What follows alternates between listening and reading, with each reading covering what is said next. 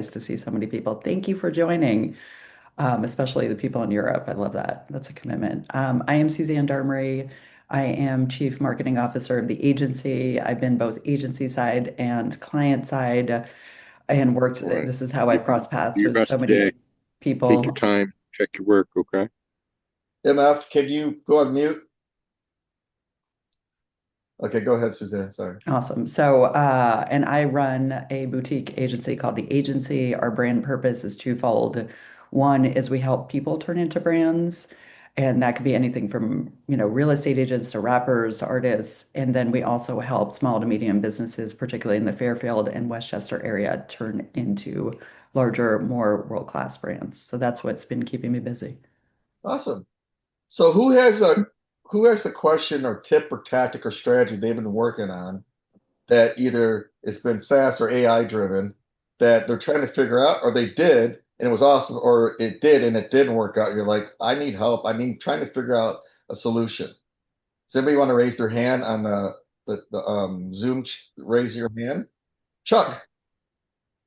Yeah, honestly, I'm trying to figure out how to connect LinkedIn to To like a chat model that can automate some of that work within LinkedIn. And so I've heard that people do it, but I'm still like, okay, how do yeah, you do so it? you want it to answer your messages on LinkedIn? No, I wanted to, so we all kind of have like, large environments. Like I think you're connected to like 30,000 people, right? And so Yeah. out of those 30,000 people, how do you differentiate between the ones that are aligned with your business versus the ones that just clicked accept, right? Because I think we all are victims of that.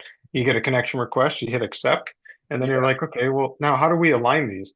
And so I've seen folks and people say, oh, I've automated my LinkedIn where it kind of scrapes all that information and then points things to them. And I'm like, okay, well, how do you do that? And Yeah. So that's been this one is of way those up my challenges. this is way up my alley. So that you asked the right guy here. But so if you don't have Sales Navigator on LinkedIn, you're not gonna be able to filter right. That's the first thing. Mhm. There's Okay. things like Octopus, CRM, Linked Helper, Go High Level, all these things that will automate your LinkedIn. And that would be first messages, second message endorsements, uh, messages in groups, follows, scraping their data, scraping events to see what events they're going to. So that's what I do. That's what you should be looking at is tech like that, or a guy or girl or agency that does that for somebody. But that's exactly what I do. I'm not to throw a commercial in there, but if you're doing things manually in LinkedIn for getting the door open, it's not a good idea. You just got to do it the right way so it's not spammy, and don't pitch slap. And don't use it to automate your messaging back to people because they'll be like, wait, what? Why are you saying this to me? It's not good. AI is good for certain things and automation is good for certain things, but it can be spotted a million miles a minute away if you're doing it in a very sloppy way. And I call that AI or automation slop. Does that answer your Yeah. question? I'd be glad to talk to you offline about that, but Yeah. there's lots of ways of doing this the right And way. he's Yeah. so good at it. I'm going to chime in because he's taught me how to use it to my advantage. And it's been the difference of having 5 extra meetings a week. So Really. highly recommend Oh yeah, connecting. I'm getting 30, 40 meetings by doing automation. But again, it's about, hey Steve, I want to talk to you about this roundtable I'm doing. Like I think even I had a conversation with you before this roundtable and I said, hey, let's just talk first and see if it's a good fit. That conversation you have with somebody is the time that you learn about their business because it's prefaced around a roundtable mastermind event or a fireside chat that you might want them to be part of. Or you Mhm. could just say, hey, I'm thinking about going to Dreamforce or Inbound conference or that conference. What are your thoughts? Have you been to that, Tom? I did that for HubSpot. I had 4,000 messages go out from my 30,000, 600 meetings. I'm just 600 responses, 40 meetings. I didn't even go to Inbound. Inbound was $3,000 just to go to HubSpot's conference. I'm like, I'm not doing that. It doesn't Right. matter if you're going or not. You just ask the opinion of something to someone else. Don't sit there. It's business dating. It's dating. Slow your Mhm. roll. Get to know somebody. To court them. a little bit and ask them about themselves. Everybody loves to talk about themselves. Does that make sense, Chuck? No, it does. And you offered, so I'm going to take you up on it if you're willing to have a conversation outside of here. What I do for a I, I think that's the biggest risk, right? We're all connected on LinkedIn, and I think LinkedIn is trying to get better because they realize spam has gotten out of control, Yeah, and I it's think they're trying to get better.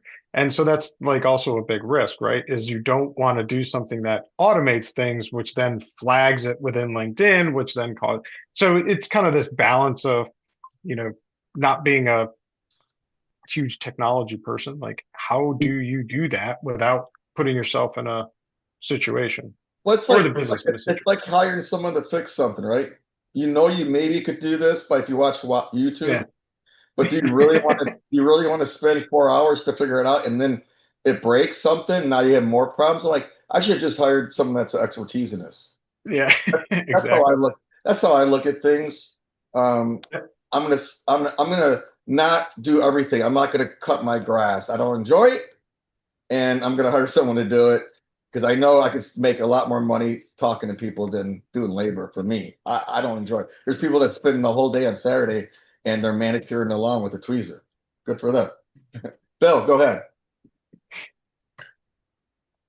Yeah, I think I was going to ask something completely different, but Chuck hit upon my ongoing hassle. I'm the kind of guy who fundamentally hates getting on social media and terrible at the follow up and sharing. So that this whole conversation just fascinated me. I've I'm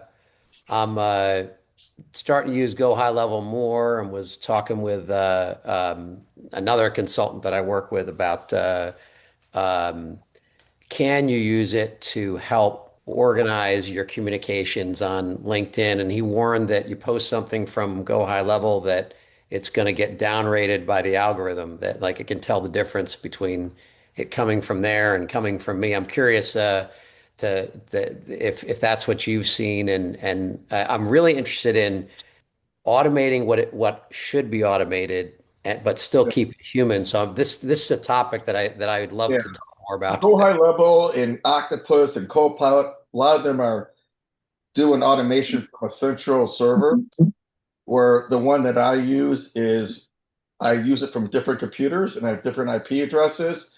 But the biggest thing, it mimics human behavior. So I Yeah, private labeled this solution because 800,000 people have it, and they're built every time so that it doesn't get caught, mhm. with the whole automation approach. So Go High Level is not a LinkedIn automation tool. It has a Right, service inside of it. I have something that's just doing LinkedIn and just doing email, and I'd rather work with the best in the business so I don't get something in spam or I don't get something that's going to kick me out on LinkedIn.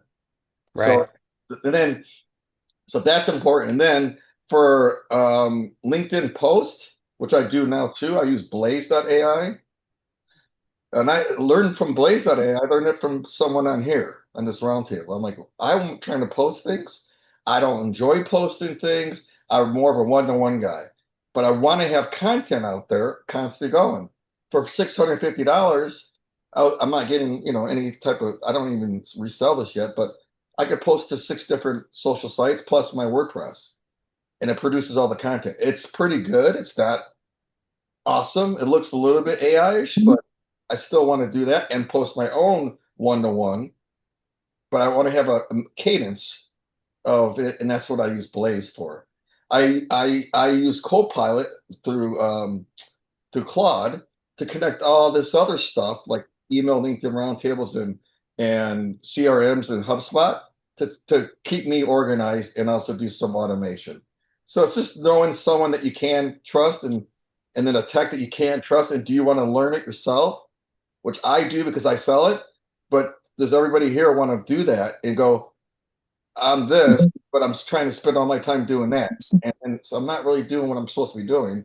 right. And that's what founder-led companies are doing too much. They're spending way too much time figuring everything out and not leading their company. So stop doing that and use your time to close your business or lead your company if that's what you do. But don't do everything because AI is there. figure out what you can do that you can understand and move on. But someone's already failed enough that they're going to be good at it. Does that answer your question, Bill?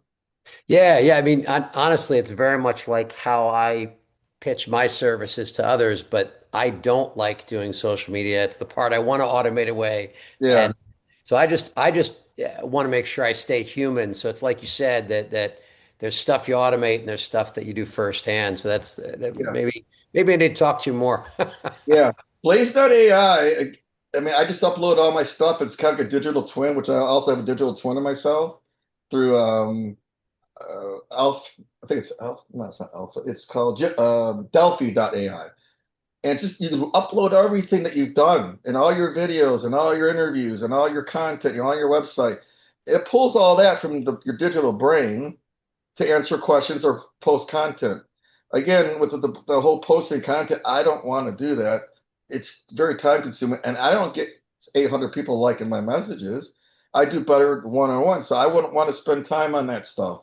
But I do want to post things that are more in here and in here, and doesn't mean I can't do that because I have automation going on my post.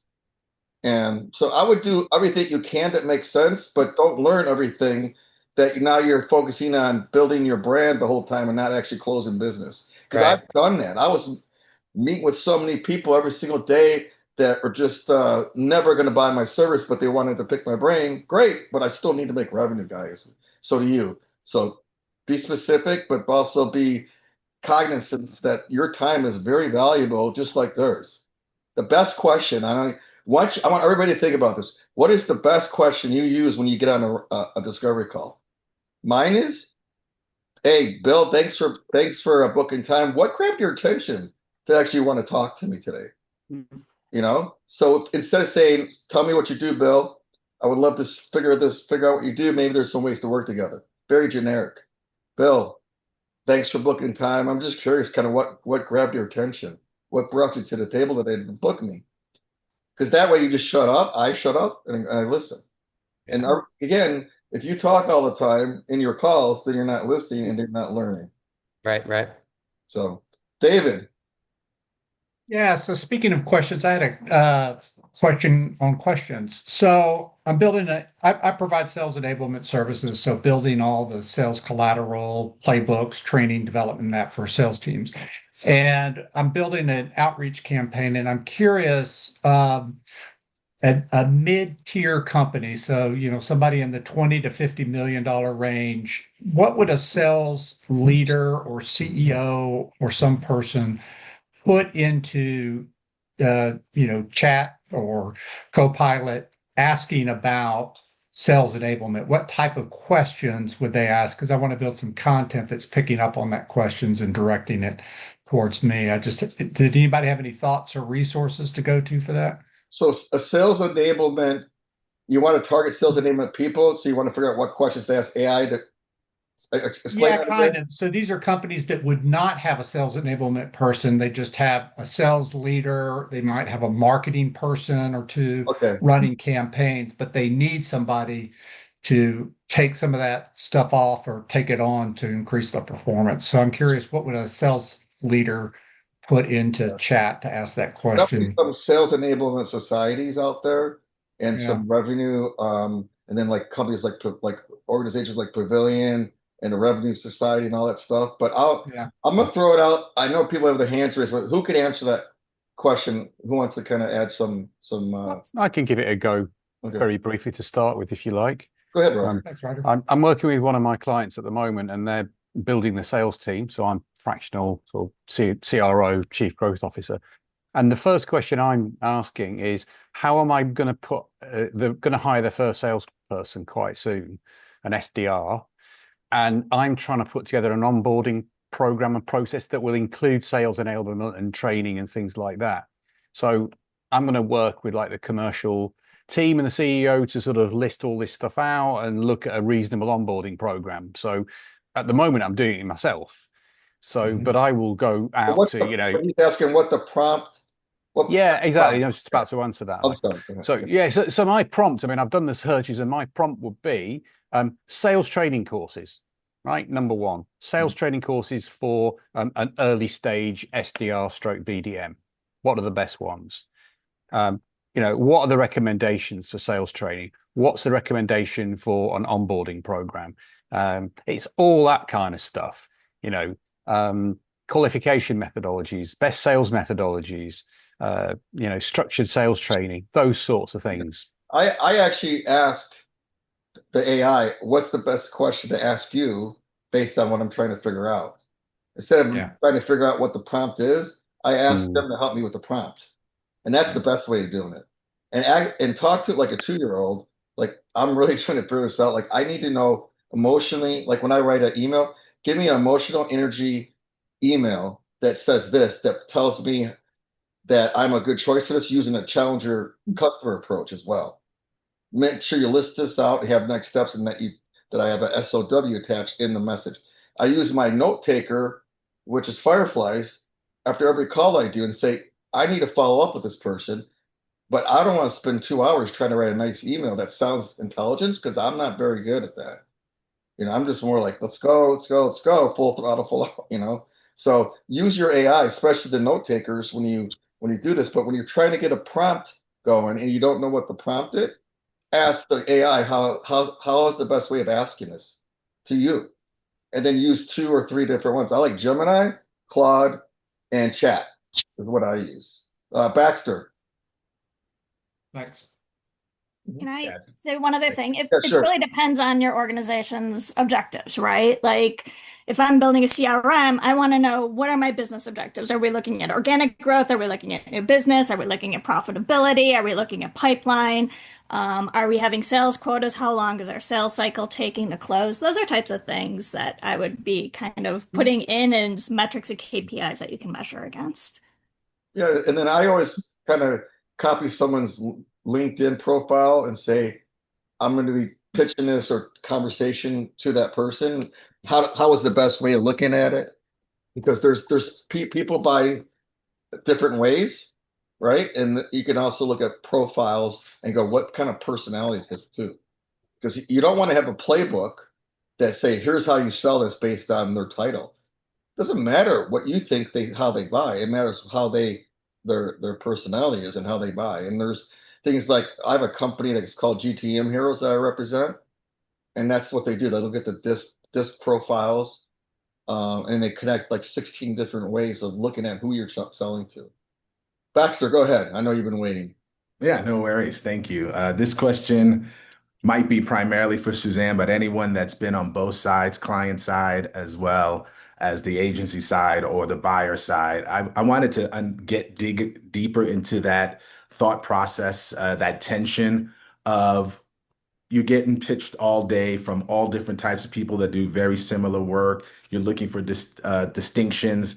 Maybe ultimately you're choosing for a particular reason. I just wanted to get into the mindset of the buyer when you're getting pitched all day. What is it that ultimately makes you move on a particular uh, provider over another?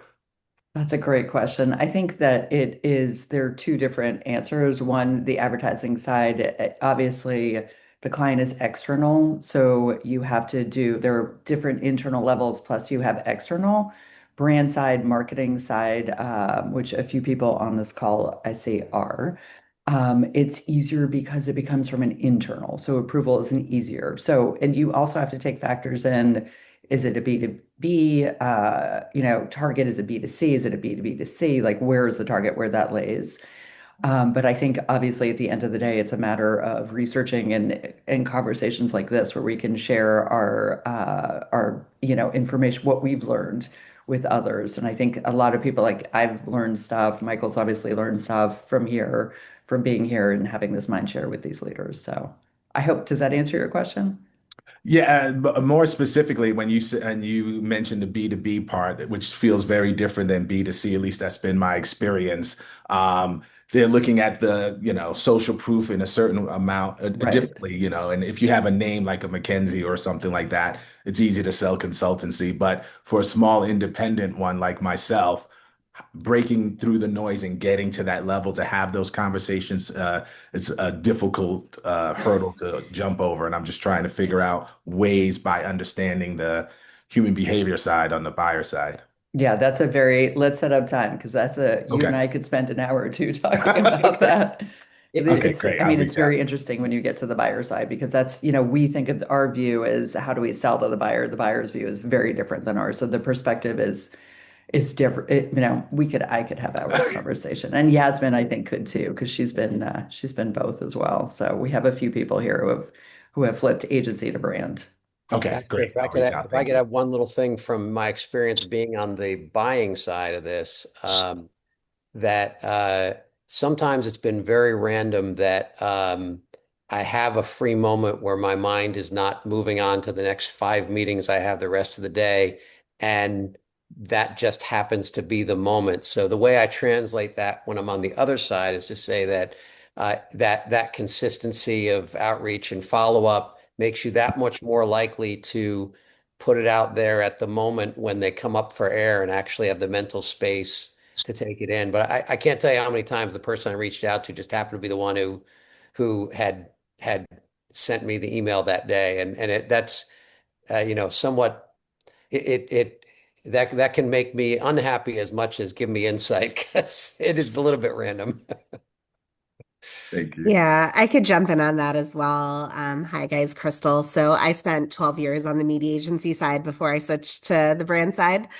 And I would echo that. Sometimes there are a gazillion meetings and invites a day. So sometimes that is very true what Bill just said about catching you at the right moment.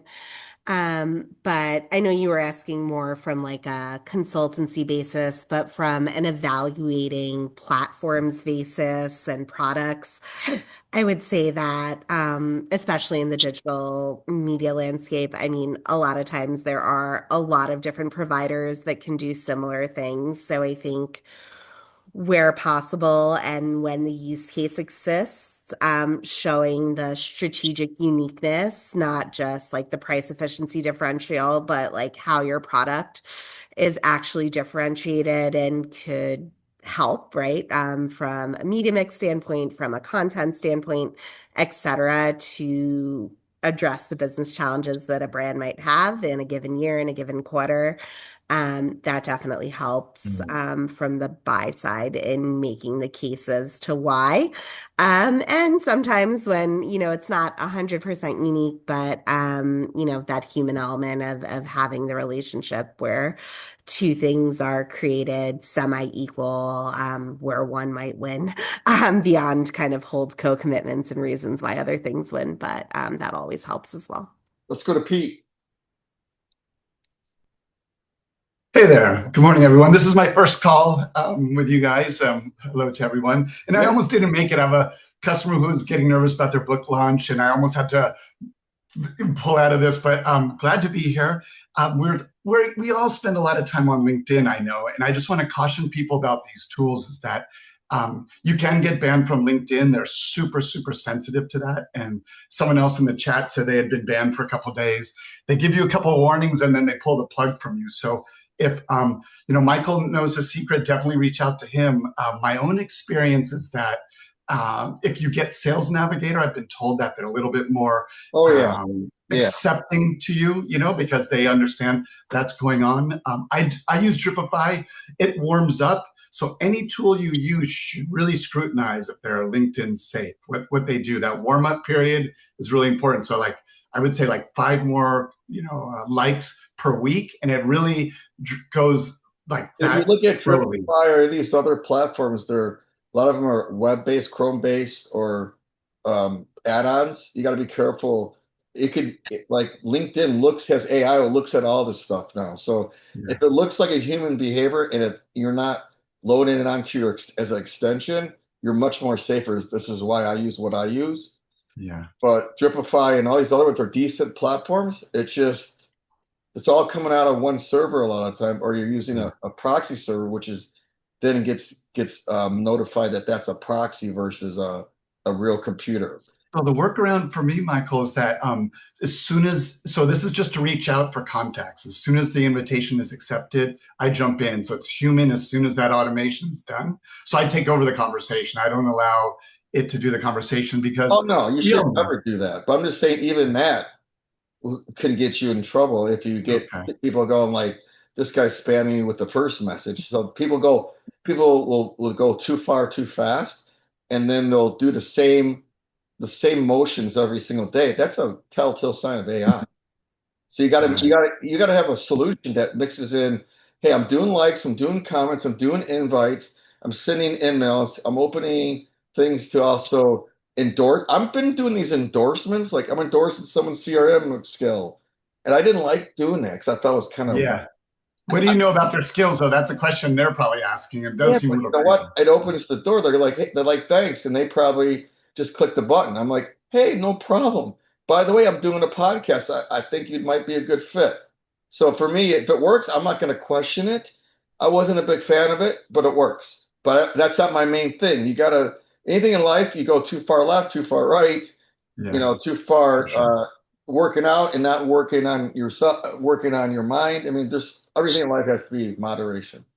Yeah, for sure, for sure. And you definitely know what you're doing because there's a reason we're all on this Yeah. webinar. Like somehow you got it Let's be out honest, to if us. I wouldn't have 50 to 80 people showing up if I didn't do this right. My question really now is that after that little preamble is that I think that all of us are trying to avoid this hamster wheel of the content marketing. Like I do a lot of content marketing, and I know that it is a real headache to do authentic, valuable content on a regular basis. And so that's something I've just been really, trying to focus on. And I don't know if anyone has any secrets or tips or anything, but in this world of AI, I use AI. I have an operating system that helps me do the follow-ups, as you mentioned, the sales scripts and whatnot, and the follow-ups to that. Just I need the contract, or I need that. But as it relates to human contact, that's what differentiates us from a lot of other people, like how we connect with these people. So I still think that that's the best way Yeah. to go. I think a lot of people will try to engage on the LinkedIn or email and have a discussion. Why are you doing that? Like say, hey, I love what you're saying here. Let's get on a quick 15-minute call just to kind of dive a little deeper into this. The whole idea is don't just continue to go on that same platform. It's like when somebody texts me, I'm not having a 45-minute text conversation with you. I could have done in 2 minutes.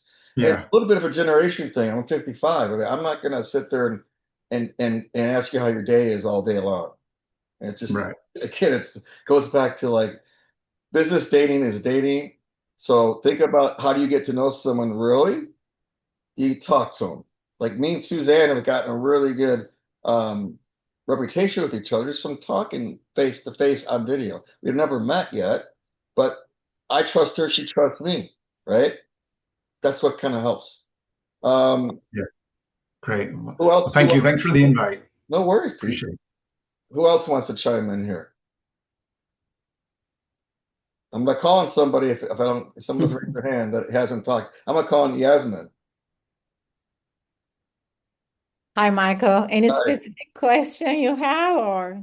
It's either question you might have or just some tip or tactic or strategy or AI tool that you're getting into right now that you love.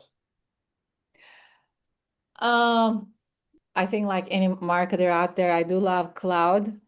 Cloud, Uh, okay, yeah, I love cloud. yeah, Yeah, yeah. yeah. Um, but what my biggest challenge is really more on the agentic AI side of things, not necessarily for my marketing use, but I work for Orange Theory Fitness. And it's a franchisee model, and it's based on, of course, booking a class, lead management, your typical lead management, booking a class, and then all the relevant funnel around it. So we are working on actually implementing an agentic AI solution. So I think, like, as the marketers out there, I would love to learn your experience going through that development with the technology teams, especially what I know and am experiencing right now. The development of agentic solution is very different than other MarTech solution. It's not like there is a SaaS solution out there and you're signing up and onboarding and working with technology team. It's really more about um, the guidelines, right? The branding and how the consumers are going to experience it and so on. So that would be something in my mind right now, what I would love to learn from my peers, what they went through if they had this experience. Are you doing more B2B or B2C only? B2C only. You see, you guys don't market at all to like corporations about getting their employees in the Orange Fitness? We do that. There's like a corporate component to it, corporate sales piece to it, but it is different than B2B. We don't necessarily have a B2B area where we go after corporations. Okay. So who wants to answer Yasmin's question? I might have something useful to offer specific on the tools and trying to use them effectively because in the past year I've been trying to ramp into it a lot more. And what has been helpful to me is to recognize that the AI is a junior employee, basically. So you build your process to both teach it well and give it context and QA what's coming out the other side because it will do amazing, awesome things, and then it'll just go off the rails at some point. So it's a process answer of make sure you build your process well to be checking its work. I don't know if that helps, or if that's what you're really looking for. I've been digging deep into AI recently. I could probably talk for hours, but I don't want to go there now. Yeah, I also can offer her an answer. Yeah, if you could also let us know where you're from and what you do, just so we can have context, that'd be awesome. Thanks. Sure, absolutely. So my name is Brandy Cohn. I am a licensed social worker, but also like a business specialist, living in New York. And I've helped many businesses, nonprofits launch, as well as redirect bankruptcy to successful exit. And what I feel like from my experience of what I believe in that I think can help you is that I feel like every business has a core drive. Like when Orange Theory came on the market, what were they really hoping to create for the world? And why did they believe that that was of use to anyone? And to kind of dig into the very basics of that drive and then use that drive to guide direction, because AI is just a tool that will take you from point A to point B, but it will not tell you where is A and where is B. Mm-hmm. And that needs to be driven by the core will of the company. Like whoever founded it or whatever what it stands for, that needs to be the A, where you're starting from. And that Y will be point B. So what is your company trying to accomplish, for whom and why? And that should guide your marketing, because you can have the best AI with the best marketing. If it's not coming from the heart of the company, it like can fall flat on its face. And if it is very resonant with the company's desire and drive, it will find the people who need it in a much more efficient way. Let's go to Larry. Well, thanks, Michael. My name is Larry Keating. I'm from Toronto, Canada. I run two companies. One's cybersecurity NPC Data Guard, and the other's a representative for technology companies. A lot of this and a lot of what I'm hearing, I've been involved in AI for, I hate to admit it, 40 years. We used to call them expert systems back in the late 70s and 80s. A lot of it depends on the license level that you're buying. I'm hearing a lot about it being a junior employee. Bill, with great respect, my AIs work like a PhD right at my side. And depending on how you adopt and use those license levels into your organization, into your work, whether you're one or 100,000, really curates the outcome.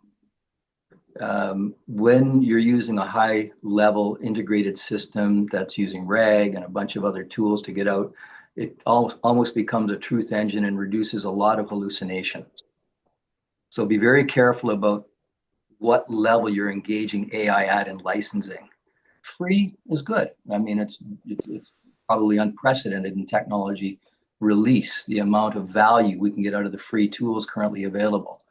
But when you get up to proper licensing and proper integration, there's a whole different level of experience that you worry a lot less about not just how you're interacting with it. Michael, I appreciate your comment about asking it for better prompting. Once these are properly curated into and linked to your information, it'll start offering the alternative answers and the alternative avenues of problem solving.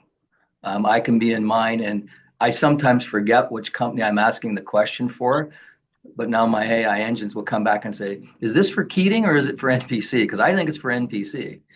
And when you get to that level, then you're killing it at that level. So just a thought there. It definitely gets to know you is a good thing. You just got, I try to start using one platform more than the other if I can, but sometimes I know that Claude doesn't do good design, but if you go to Claude Design, then it does better. It's like you kind of gotta just get to know what works and what doesn't, But yeah, well, one comment then, just to trailer this. I know Copilot came out of the gate pretty slow in level of intelligence and effectiveness, but what Microsoft have recently done, not more recently, but is more evident, is it's acting more like a router now than it is their own actual AI engine. If you go into Copilot, a paid version, open it up and look at it, you can select Claude, OpenAI, Gemini. You can select, not just one, but a few engines, which it will route your problem or question to the proper engine. So all of this level will reduce your hallucination and improve your output. Oh, yeah, that's another thing to think about too, is when you ask a question of AI, make sure they say, don't just give me fluff and make me feel good. You gotta tell how you want it to talk to you. I noticed that too. Because like if you look at ChatGPT, it just reinforces everything. It's like you're just saying everything's great. You're losing the quality of what you're giving me. Michael. Yeah, hi, Michael Seeley here. I'm an executive and business coach. Love attending these events, hearing about all the challenges. I was thinking for the pipeline in terms of AI automation. Yes, absolutely do that. But to Brandy's point, which I really loved, is identify your big fish, kind of like divide things into two categories, two buckets. Like get really good at the automation, say on LinkedIn through Michael Falato's services. I think they're great. Do that, plus also analog, just personally pick like a list, like a hit list or like big fish that you want to go after and spend your time just analog manually trying to converse with them. That's thoughts for me today. So yeah, when I multitask or I'm on waiting at an appointment or whatever it is, I'll look at what people's comments are about something. Okay, you just took a new job, but instead of automating my comments, which I've done in the past, I kind of felt like that was just disingenuous of trying to say congrats and then get into some kind of message. I don't even know what the post was about, right? And even AI may assume. So I'm very, that's visible. So if you're going to do stuff on like commenting, what I do is say, if I see someone took a new job, put congrats. I'm actually looking for people for my podcast. I would love to see if this was a good fit. So then all their people on that will see that I do this, build that up. It works, but I don't feel like that one. I don't feel like automating because I don't want to look like a jackass. Ivan. Yeah, hi Michael. First time here, so thanks for the invitation. I'm a business coach. I've been doing that since 2004. I work internationally and I grew up in the corporate world. That's that out the way. And you're from New York, right? Sorry? That you have that New York accent, right? Yeah, right. I live in the UK and I'm from South Africa, so we'll put everybody to rest right there.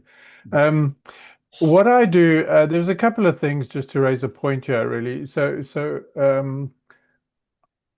Somebody said something a while back, and it was actually own the playbook and rent the tech. So I don't get hung up on the technology. So I've created some documents and I've asked AI to help me create those documents, i.e., who am I? What do I do? I have a separate document that says, this is my client. These are the avatars. This is the kind of person, all of that. which a good marketing person would do. And then I have voice, so brand voice. So I took all the stuff that I was really good at, and I remember reading some stuff and I went, bloody hell, that's really good. Who wrote that? And then you go, oh, it was me. And then you check that in a document and you say, this is my voice. So now you end up with these 3 documents, and all you have to do is upload them every time you change platform. So I like Perplexity, which is quite a useful tool, perplexity.ai. And it's also useful when kind of digging around a little bit, trying to find out who a prospect is. So I'll give you a little trade secret that I use. And like Larry, I've been involved in this for a long time. I grew up in the automation world, and I remember a thing called fuzzy logic is what we used to play with. And anyway, so what I do is, for example, like in this room here where we have a lot of people, I would save the chat. I would then go to AI. It knows who I am. I would then say, actually, look at these people, figure out who they are, and then rank them in terms of prospect, on a scale of 1 to 10 for me, and connections on a scale of 1 to 10 for me. Yeah. And podcasts, on a scale of 1 to 10. Give me a list. It's awesome. But you could also, what I do in Fireflies, because it's my note take, I say, now you have the whole conversation versus just the chat, because the chat doesn't know that much, right? Yeah. But if I use Fireflies or any type of note taker, which is what I use, you should always be doing it on your one-to-ones and your one-to-minis. I say, tell me what I missed, tell me what I need to know, tell me who I should follow up. I also made a digital twin of myself, which I just put it in chat using a thing called Delphi. And that takes everything that you'd ever learned and makes you visible and be able to answer questions when you're not awake. But what I realized is that's also good for onboarding for your clients. You can make a separate onboarding one, or hey, how do I onboard a new employee? Because all those things take a lot of time. Yeah, absolutely. And the other thing that I remember is you have to. So what I do is I have a chat with AI. We interact. We have this little chat, and then I say, okay, knowing what we have as an outcome of this chat, what would the prompt look like to get us here if I had to do it again? And then it'll give me a prompt, because now it knows what good looks like. Because it can't discern good or bad. You have to tell it what good looks like. Yeah, I know a lot of people forget that. I know Daniel, who's on this call, who's my director of client success, is very prompt driven. He'll basically say, here, how do you want me to have this so that you can prompt what you need to get out of it? So having a guy like Daniel and think about what is the process, where we want to get to, and reverse logic that is something that's really good too. Lee. Hey everybody, Lee Pomerantz. I'm a certified chief AI officer. My agency does consulting for AI enablement. If you're stuck or struggling, love to have a conversation with you. I'm going to bring it way down to low tech on just an experience I had this week as a marketer where I just went, wow, that's cool. So I've been trying to make an appointment with a doctor's office and I keep getting, it just rings and rings and rings and I don't know, they're busy or whatever. Frustrating. So frustrating. Yeah, frustrating, right? Yeah. So after one of the calls, I got a text message back. So it knew what number I called in from. It sent me a text message and it said, "Hey, sorry we missed your call. If you want to set up an appointment or, it gave me a bunch of options and, interact with it, by text or whatever." And I was just like, perfect. That's cool. Anything that just removes the friction of your clients trying to do business with you, was just stellar. So, you know what system that was?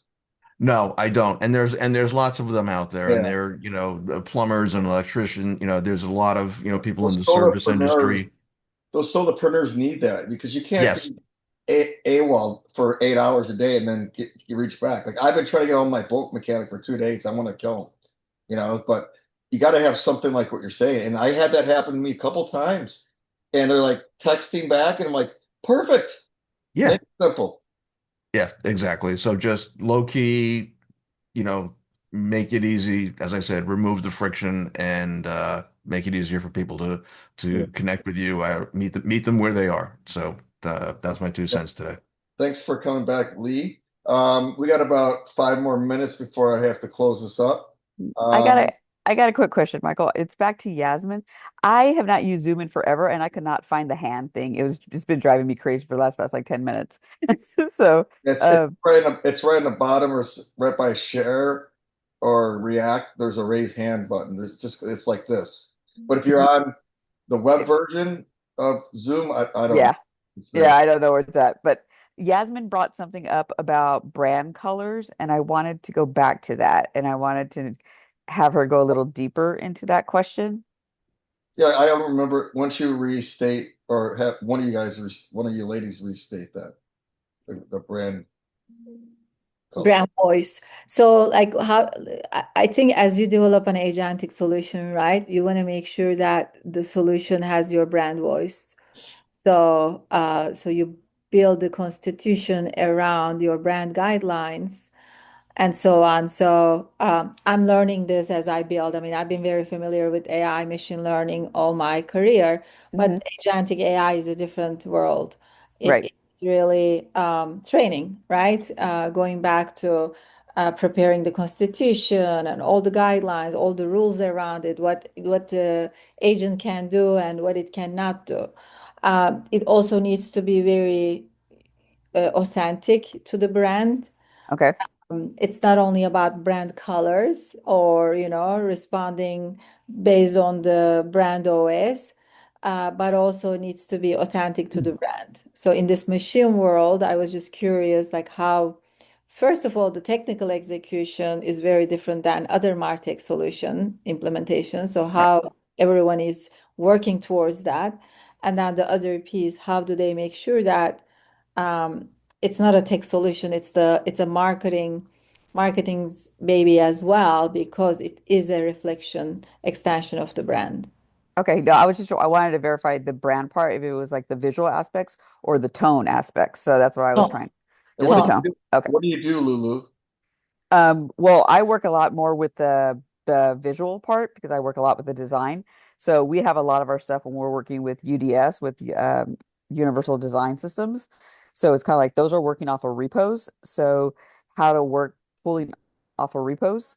But we are also when we're developing a lot of so I work on products. I work sometimes with the marketing team, but we build the repos differently for them so that they can pull from the marketing can pull from them. But we're also working a lot with IDEs. So we're working with like Devon and like Windsurf. Um, so we are building very differently than marketing is building, but they're also playing a lot now with like Devon stuff now to like build Yeah. differently. So, Cool. and build with Cloud Code as well. So Awesome. Jeff. Yeah, I had something struck me with the loading of the brand information and colors. One of the two things. One, we've had pretty good. My name's Jeff McClellan. I run Purple. I'm CEO of Purple Crayon Brand. We're a digital brand and creative strategy go-to-market agency. One of the things that we do with that has been super helpful with, in particular, Claude and the AI models learning us, because that's the key. The key is having them learn your voice, because if you don't go back in and say, no, I didn't say it that way, I say it this way. We do for every client, we create a brand manifesto, and then everything kind of flows off that brand manifesto. As somebody talked about the heart and soul of the brand. That's where that comes. The emotion comes out of that. Then tactically behind it, we do a brand brief.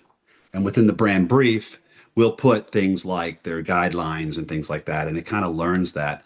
But from that point on, when we ask for strategic recommendations based on a thought we have, we use AI to disprove our theories, not to create our theories, if that makes sense.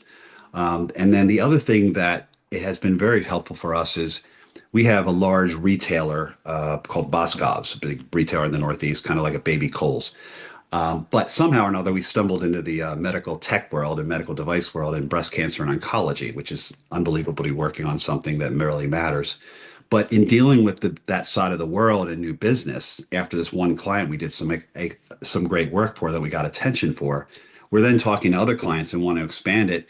They talk in terms I've never heard of in my career. I haven't been in a medical agency. I haven't been in a medical media agency. So having to learn their language really fast, we've used basics where ChatGPT comes in, but then we take that and we throw it into Claude. But it's been very informative in helping us discern a client's code and the client how they talk. So that's been very helpful us for outbound communications and new business. And then on the new business listing, somebody talked about priority accounts versus the other. What we tend to do is an 80-20 rule. We have 100% of our list. 80% of it is just ongoing, constant trying to build a funnel and build a pipeline. 20% of those, though, on every month, we take 4 or 5 of those and try to provide an idea to spark a conversation of maybe something they're thinking about or something they haven't thought about. So I just wanted to throw those out there. This conversation's been great. You guys are all super informative. I learned a ton. Thank you. Awesome. Nice to have you back, Jeff. Thank you. Jeff, yes. I'm gonna close it What's up, out Suzanne? with Suzanne. Congratulations, Suzanne. Oh, thank you so much. It's so sweet. I haven't seen you since. But yeah, thank you everybody for making it today. I have to jump on a call here, but if you want to reach out to anybody that chatted, there's a chat button here over there, and there's 3 buttons, and that's how you can save the chat. So that's an easy way of doing this. If you ever want to do your own Roundtable Masterminds podcast, go to Market Strategies. I do this for a living, obviously, so I would love to help you. Like when I do this for me and stuff like that, it's really more about what I'm trying to accomplish. So I think you should look at these things that I do, and it's great. But if you really want something that's dialed in, then that's when Suzanne and I get kind of our hands dirty and really try to understand what's working, what's not. Suzanne, go ahead and close us out. I mean, thank you everyone for coming. It was great to see so many faces, and what an interesting conversation we had today. It was very different than the last one. So Yeah. what I love most about being part of this room is just that it could go in any direction, right? Yeah. We had planned one thing and it just went in a completely different. And I love the conversation. I am going to try a bunch of the tools that were mentioned and looking forward to connecting with a few of these people on the call after this call. That might be a good fireside chat. What tools we've checked out. Yeah. Yes. Yeah, I at least 3 to 4 of these things. Delphi, Blaze. I mean, all these other platforms I've learned. Dripify, yeah, there's a few there. Dripify, yeah, Dripify. Yeah, I don't use Dripify, but I'm saying I learned from these roundtables. Like, I don't have every tool in my brain, and some people really have they found other things, and it's like I'd rather not fail 6 weeks. I'd rather learn from someone else's knowledge. But thanks again for making time. I'll post this video on on YouTube and also on LinkedIn. I'm going to be tagging Suzanne and I don't tag everybody just because I don't have the reason. I wish I could find a place that does all the tagging. All right, the next thing. Yeah, take care, everybody. Cheers. Thank you very much. Have a great day, everyone. Next Thank you. Thanks. Bye. Bye, Suzanne.